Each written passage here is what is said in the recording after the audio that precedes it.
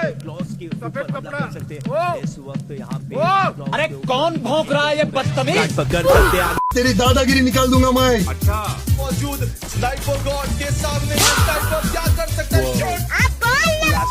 एक तरफ है टीम एपेक्स। फोन उठा ले, मेरा बहुत जरूरी बात करनी है। मेरी तरफ से कॉल करो, मेरा फोन उठा ले। लेकिन कुछ टीम ऐसी है जो अभी भी फाइट में भिड़ंत में फाइट में हिस्सा ले रहे थे कि वहाँ Hey, oh man, give me everything.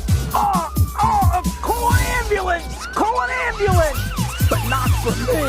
Oh my God! Inhuman reactions! Team समझ नहीं पाती है कि भाई आने में कोई दिक्कत परेशानी तो नहीं हुई ना? नहीं भाई, कोई ना, अब होएगी। फॉर फाइट में बैक ऑफ करना चाहिए या फिर जैसे वो खेल रहे थे और वैसे ही खेलना चाहिए। हाँ भाई, आगे स्वाद।